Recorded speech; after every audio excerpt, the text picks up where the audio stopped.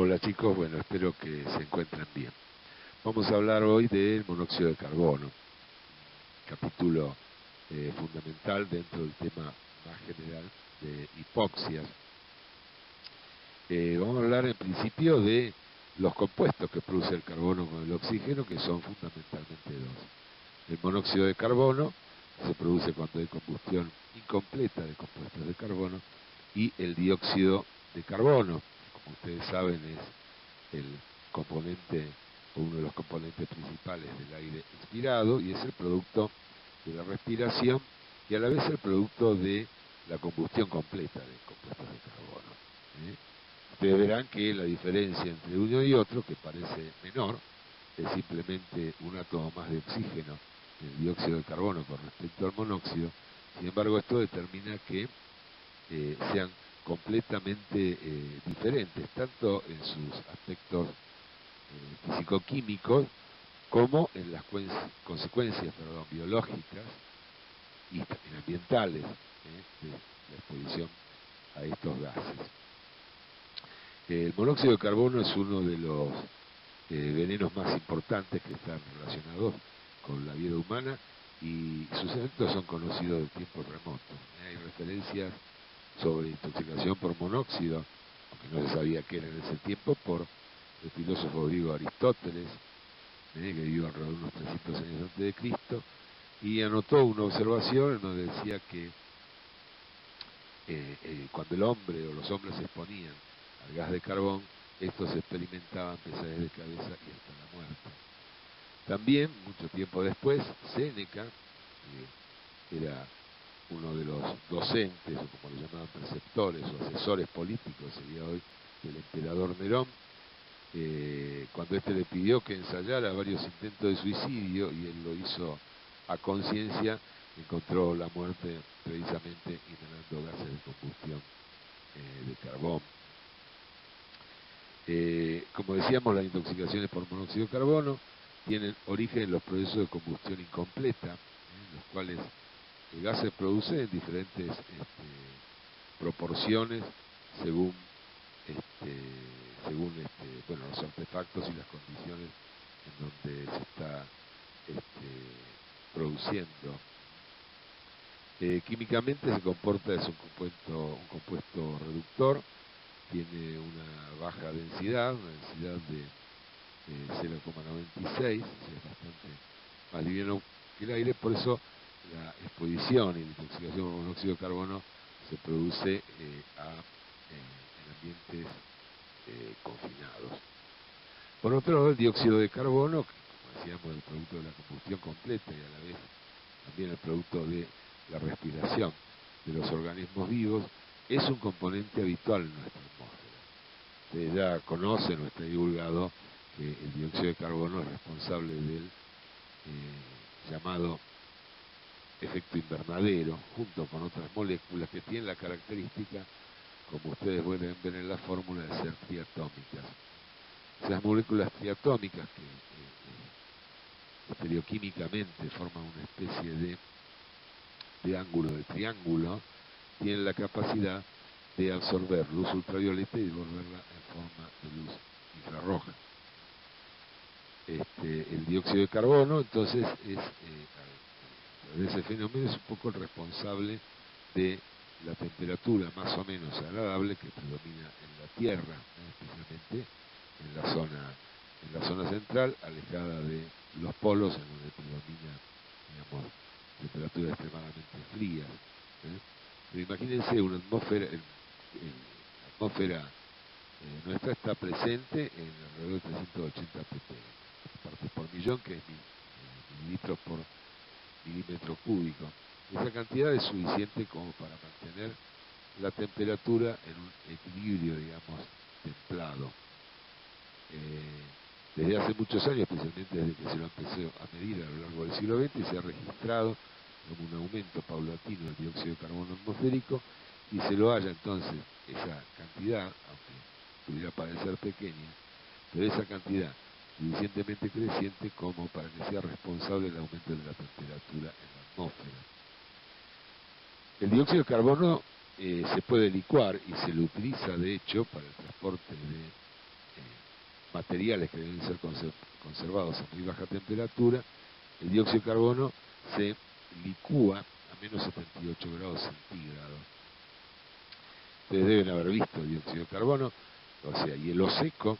El hielo seco es sublima, es decir, no pasa al estado líquido, del sólido al líquido, sino que directamente pasa al estado gaseoso, y es ese vapor el que se ve cuando se libera, digamos, el hielo seco, o se pone en contacto el hielo seco con la atmósfera, o inclusive con agua. Esa liberación, ese gas, ese vapor que se ve, es el dióxido de carbono.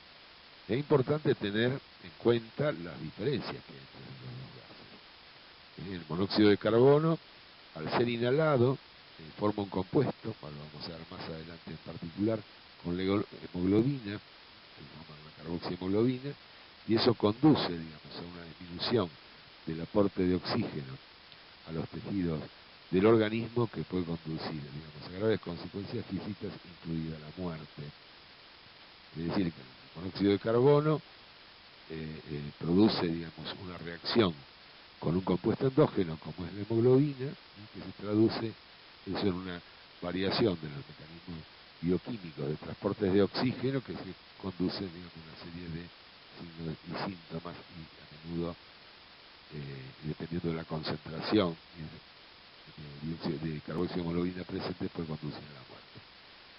En cambio, el dióxido de carbono no genera ninguna reacción con ningún elemento del organismo, tampoco con la hemoglobina, sino que en un ambiente saturado por dióxido de carbono, como por ejemplo si se deja hielo seco en contacto con la atmósfera en un ambiente cerrado, produce desplazamiento del oxígeno, que produce una hipoxia anóxica, por desplazamiento del oxígeno, porque el dióxido de carbono es completamente inerte.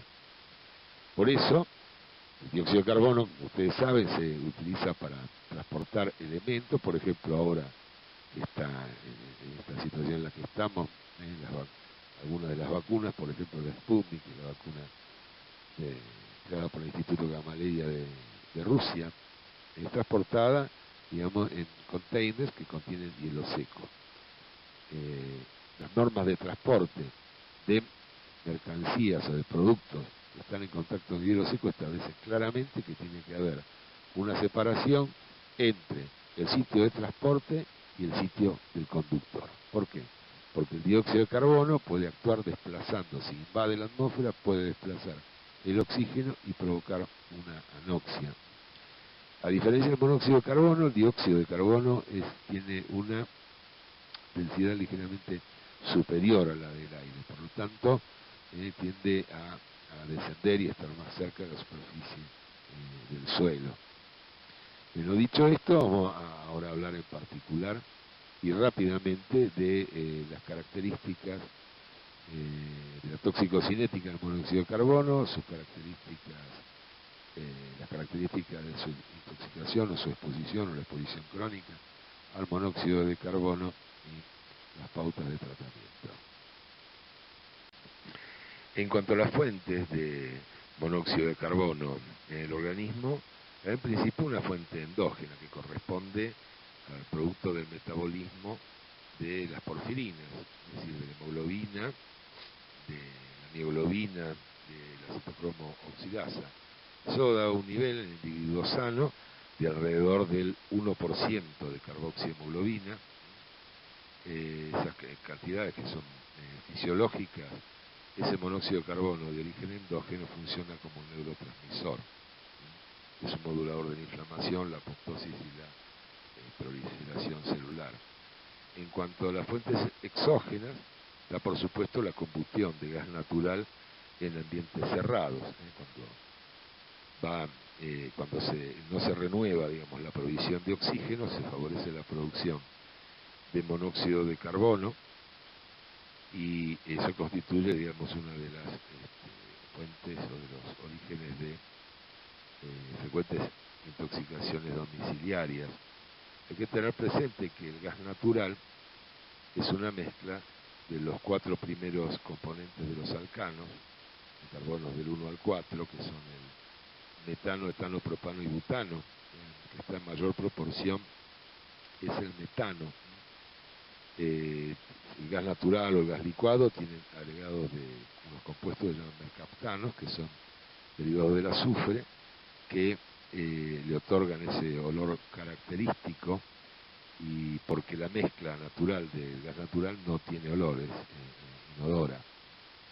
No hay que confundir el gas natural con el antiguo gas de alumbrado, gas domiciliario que se utilizó, digamos, especialmente en el siglo XIX y en ciertos lugares del mundo, digamos, hasta entrado el siglo XX. Ese gas de alumbrado que justamente producía, digamos, una llama así muy luminosa y que se utilizaba también para calefaccionar y para cocinar dentro de los ambientes, era producto de la destilación del carbón de hulla, y ese contenía hasta un 12 o 14% de monóxido de carbono. Entonces era una forma de suicidio muy frecuente, la inhalación de gas domiciliario, pero ese gas ya no se utiliza más, está prohibido, digamos, la utilización de ese gas para uso domiciliario. En la combustión industrial, fundamentalmente las emisiones de los altos hornos de tipo Bessemer, que pueden contener hasta un 20% de monóxido de carbono.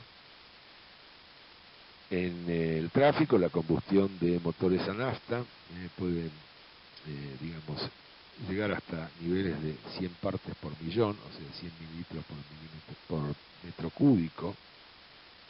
Hay que tener presente de que esto es emisión de cuando la nafta se utiliza como combustible. No así el diésel tiene menos de 0,01-0,02% de emisión de monóxido de carbono. Es en ese aspecto más limpio, pero sí el diésel tiene una emisión de partículas y de otros componentes que son especialmente irritativos al inhalarlo, de modo de que también tiene, digamos, su peligrosidad, pero lo cierto es que no provee de monóxido de carbono en la misma proporción que la combustión de nafta. El monóxido de carbono, junto con otros gases, es el componente de los humos de incendio, puede haber, digamos, llegar hasta niveles de 100.000 ppm. Por otra parte, el humo del tabaco contiene en promedio unas 400 partes por millón, 400 mililitros por metro cúbico. Se estima que una persona que consume 20 cigarrillos por día, es decir, un atado, puede alcanzar niveles de carboxiemoglobina de hasta un 6, un 7 o hasta un 8%. Después la inhalación del diclorometano. El diclorometano es un solvente industrial que se utiliza, digamos, en diversos procesos químicos. La inhalación de diclorometano, en su metabolismo, digamos, se produce liberación de monóxido de carbono. Puede haber una intoxicación de monóxido de carbono sin haber estado expuesto a un ambiente confinado. Bueno, vamos a hablar un poco de la toxicocinética del monóxido de carbono. Cuando es inhalado, el monóxido de carbono se difunde a través de las membranas alveolares y llega al torrente sanguíneo. Se combina con la hemoglobina, también con la citracomoxidasa y con la mioglobina y otras hemoproteínas, afectando el transporte de oxígeno, y eso produce también el deterioro de la función mitocondrial y la producción de ATP. La absorción, por supuesto, es directamente proporcional a la concentración del gas, al tiempo de exposición, a la frecuencia respiratoria. Cuando se realiza, digamos, una actividad más intensa en presencia de ambiente con monóxido de carbono, la absorción, por supuesto, es mayor, y en menor proporción depende también de la temperatura y la humedad relativa, en la medida de que a altas temperaturas aumenta también la frecuencia circulatoria. Los efectos del monóxido de carbono están relacionados con como vimos por lo que deja ver con la concentración y el tiempo de exposición. Se estima que la exposición a 100 ppm es tolerable durante varias horas. Eso equivale más o menos a la exposición en un ambiente de, por ejemplo, de alto tráfico automotor. Se estima que entre 400 y 500 el máximo del tiempo de exposición puede ser de 1 hora. Por arriba de esos valores, por arriba de 500 o 600 ppm, aumenta la producción de efectos que son apreciables. Estamos hablando siempre de 1 hora, hasta poder llegar a ser fatal cuando alcanza alrededor de los 4000 ppm. El monóxido de carbono tiene una afinidad por el oxígeno alrededor de 200 veces, exactamente 220 veces es más afín el monóxido de carbono que el oxígeno por la hemoglobina. La constante de afinidad expresa entonces, como ven en la fórmula, que un volumen de monóxido de carbono es equivalente con respecto a la hemoglobina a 220 volúmenes de oxígeno. Es decir, que si disponemos de un volumen de monóxido de carbono y 220 volúmenes de oxígeno frente a la hemoglobina, obtenemos 50% de carboxihemoglobina y 50% de oxihemoglobina. En el área derecha vemos la curva de saturación de la hemoglobina en función de la presión parcial de oxígeno en situación normal, o sea, sin monóxido de carbono y con presencia de monóxido de carbono. Fíjense que se desplaza la curva de disociación hacia la izquierda. Eso se debe a que el monóxido de carbono, digamos, hay que tener presente la estructura de la hemoglobina. La hemoglobina en realidad es un tetrámero. Está formada por 4 proteínas. Esas 4 hemoproteínas. En el grupo hemo pega cada una molécula de oxígeno. Al unirse el monóxido de carbono se cambia la afinidad relativa, por ejemplo, de los 3 fragmentos restantes por el oxígeno, haciendo que sea aún más afín. Por eso la liberación de oxígeno es aún menor en proporción, digamos, porque está presente el monóxido de carbono. Hay un ensayo clásico y antiguo, digamos, yo se los relato, que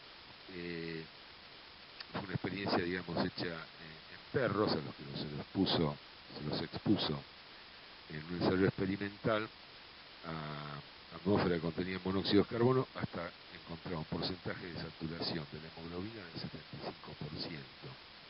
Ahí aparecían fallas cardíacas y respiratorias y muchas muertes por colapso. Si en cambio en otro lote de perros porcentaje de saturación del 75% se obtenía mediante la sustitución parcial de la sangre, inyectando eritrocitos lavados y saturados con monóxido de carbono, no se observaban signos o lesiones imputables al déficit de oxígeno. Se comprobó que los animales intoxicados por monóxido de carbono, el 75% de carboxihemoglobina, disponían solo de un 11% de oxihemoglobina y no del 25% teórico que sí tenían los intoxicados por vía venosa. Esto es lo que la justificación experimental, cruenta, por cierto, que se hizo y que apoya, digamos, lo que sustenta la noción de los cambios de la afinidad de las submoléculas restantes de la hemoglobina por el átomo de oxígeno y entonces su incapacidad o su menor capacidad de liberarlo a cuando está en condiciones normales. Bueno, la inhalación de monóxido de carbono, la sintomatología, digamos, que se puede esperar de la exposición al monóxido de carbono, que puede ir desde una intoxicación leve hasta una intoxicación grave y seguida de muerte, tiene que ver con la unión del monóxido de carbono a las hemoproteínas, o sea, la hemoglobina y la citocromo oxidasa. El monóxido de carbono causa una hipoxia tisular. Al disminuir el aporte de oxígeno a los tejidos, se produce va hacia la respiración anaeróbica. Eso lleva a una acidosis metabólica por la producción de ácido láctico. Eso introduce también una vasodilatación compensadora resultante de la hipoxia, que provoca el pasaje del líquido al intersticio del tejido celular y da origen a la formación de edema y la consecuente hipertensión endocraniana. También se produce liberación de óxido nítrico y eso es secundario a la hipoxia celular. El óxido nítrico tiene que ver con la formación de radicales libres a nivel del sistema nervioso central que generan alteraciones de la respiración mitocondrial, alteraciones de las membranas neuronales y lisis. También se produce daño del endotelio capilar, contribuye también a la formación de agregados plaquetarios y acumulación de leucocitos a expensas de neutrófilo. El daño, digamos, a nivel cerebral son las áreas que tienen gran susceptibilidad a la hipoxia. Son las capas corticales, los ganglios de la base, las células de Purkinje del cerebelo. El corazón produce un daño miocárdico por unión a la mioglobina, causa hipoxia miocárdica, que se traduce en aumento de la vasodilatación coronaria. A la vez, el bajo gasto cardíaco y la hipotensión hacen disminuir la perfusión cerebral y contribuyen también a aumentar el daño cerebral. La unión a la citocromoxidasa bloquea, por supuesto, como dijimos, la respiración celular y la síntesis de ATP. Toda esta serie de daños y de factores, digamos, de alteración del metabolismo normal celular son una consecuencia o tienen una relación directa, digamos, con los niveles de carboxihemoglobina, agudizándose hasta llegar a los niveles críticos. Bueno, la intoxicación por monóxido de carbono es una intoxicación aguda. Se manifiesta al principio, en un comienzo de la aparición de signos y síntomas. Está caracterizado por cefalea, la cefalea intensa, dolor de cabeza intenso y persistente, náuseas, vómitos y mareos. Si la intoxicación se prolonga en el tiempo, aparecen trastornos en la visión, hay disnea, astenia, fatiga, aún frente a mínimos esfuerzos, angor, puede haber isquemia coronaria, arritmias cardíacas y taquicardia e hipotensión arterial, todo eso secundado, digamos, también por una alteración en el estado de conciencia y una marcada debilidad celular.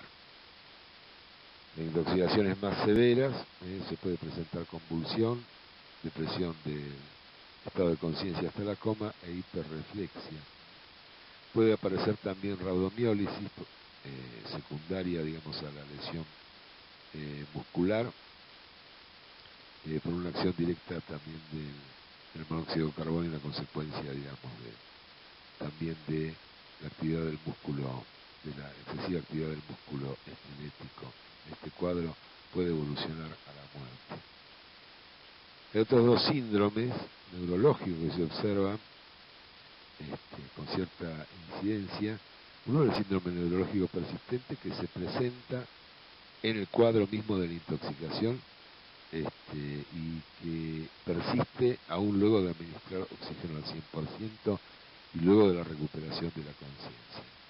Se produce paresia, también puede haber parálisis de los miembros, excitación psicomotriz, dolor de cabeza persistente y puede haber también manifestaciones cardiológicas. En general, este cuadro revierte con la aplicación de oxígeno hiperbárico. Después de cierto número de pacientes, especialmente pacientes añosos,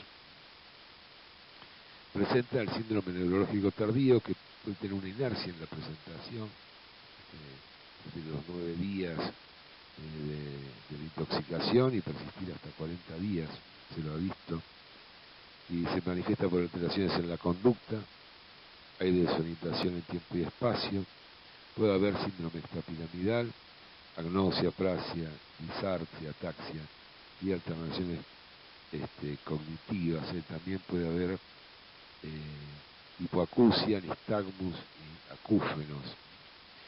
También puede darse deterioro visual y neuropatía periférica, ¿no? Puede haber convulsiones y un coma vegetativo. Este síndrome es de pronóstico variable.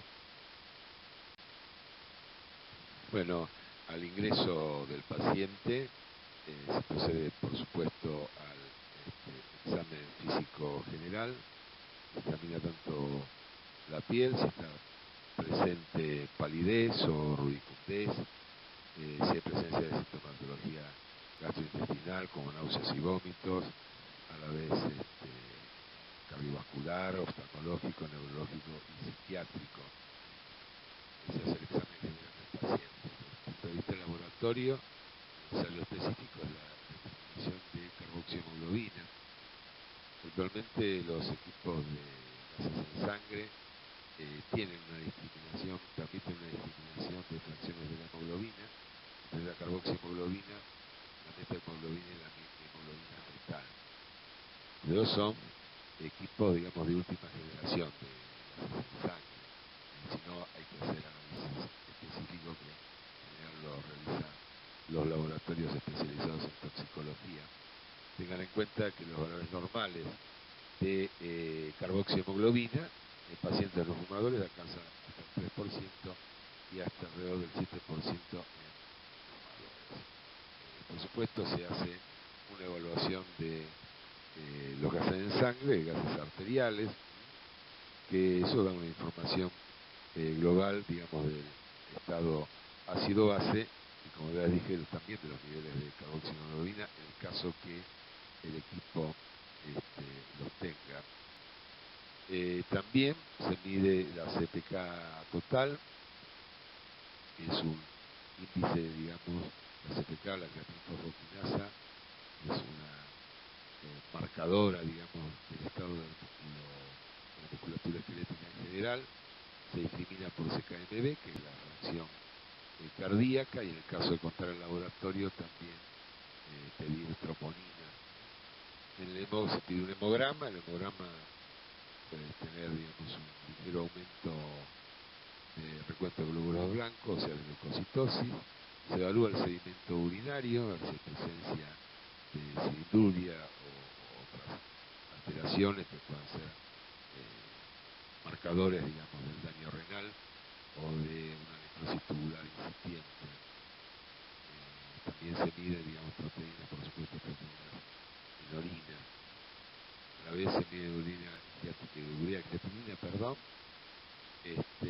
También puede haber aumento de la glucosa y a la vez, bueno, enzimas específicas que son indicadoras también de daño celular, como la GOT-GPT y la LDH. Exámenes complementarios, en caso de ser necesitados, son el electrocardiograma para evaluar la función cardíaca y una tomografía axial computada o RMN de cerebro.